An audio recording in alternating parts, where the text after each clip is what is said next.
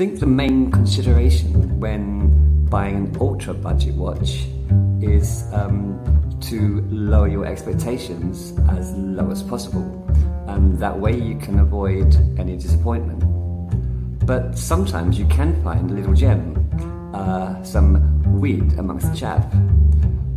This is the third Yazole that I have bought, and the previous two did push that bar upwards. So let's see if this one can meet those same standards. Good day to you all, and welcome back to another BBW review. Today we have the YZL516 from Yazole. And as I've mentioned, this is the third Yazole watch that I have bought. The prior two did kind of surpass my expectations of being a very good watch considering the price. The price of this, shipped from Shenzhen as usual, costs just $4. So let's have a look at this thing. Now, what you get for those $4 is a basic alloy case. The case is actually not too bad because the lug width is 48 millimeters, and as you see, the lugs do narrow down quite a lot to hug the wrist.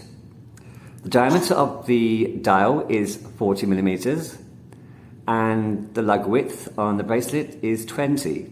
So it's the measurements are actually ideal for me, where you have a 40, 48 and 20 millimeters. This is going to be a very quick review because there's not much to this watch at all. The crown, standard crown, 6 millimeters, push-pull.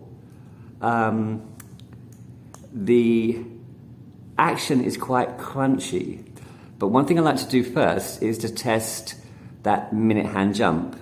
So let's put that on the 12. Push the crown in, and do we get that jumping? No, let's try that again. No jump there. No, there's no jump, which is good. Good movement. Obviously very basic Chinese movement, but pretty good. Onto the dial. This dial is available in 3 colorways: black, silver, and I think the best looking one is this purple one that has a nice sunburst effect to it. Going around the dial, on the outer chapter ring, you have a number of countries which are impossible to read, and I'm not sure for what benefit they have those countries and regions. Moving closer to the center, you have a minute track with actual seconds as well. As you can see, half the dial is has a white band around it, and the other half not. That's just for style, I'm sure.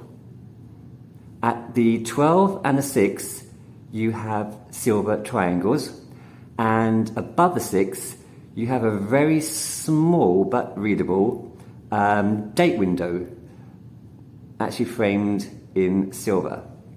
The hands themselves, quite short. The minute hand, just shy of that track there, and the hour hand is quite short. They are loomed, but on a $4 watch, you're going to get $4 loom, which is absolutely useless. You have the Yazole name below the 12, and the model number, which let's see if you can read, is 536. The back, you have a sterile back with just the name, and onto the bracelet. Now the bracelet I have on here actually costs more than the watch itself. It's an off-market bracelet, which I like to change every time I get a budget watch, where the original bracelet is quite a supple leather bracelet. It's quite nice. It has one fixed keeper and one floating keeper with a very basic buckle and tang. Tang's quite floppy. It's not too bad. It's what you would expect. Well, actually, it's a bit better than what you should expect on a $4 watch. But again, I always suggest if you get one of these watches at this price point, make it a little better by putting on a better bracelet. Now the bracelet isn't perfect, as you can see. The colour match, the hue is different from the chromed plating on the case of the Yazole. Doesn't match with the colour of the stainless steel bracelet. So there you have it today. My recommendation would be, if you're buying an ultra budget watch, again, don't expect too much, but sometimes you can have your expectations met with some surprise, which I was with this one. But let's have a quick look at it on the wrist. Now, it does hug that wrist quite well. There are no gaps at all under the lugs. So I think 48mm is my sweet spot, especially when the lugs angle down so much as this does.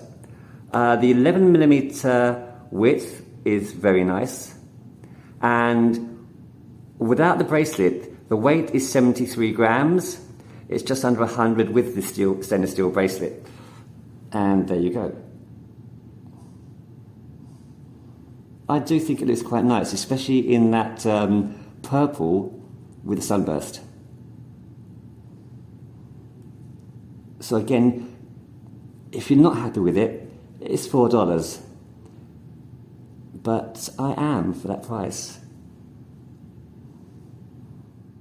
So there we go, that's it for today. Again, another quick review on a ultra bargain budget watch, the Yazole516 YZL. So thanks for watching, and I hope to see you again here for another review. Until then, take it easy.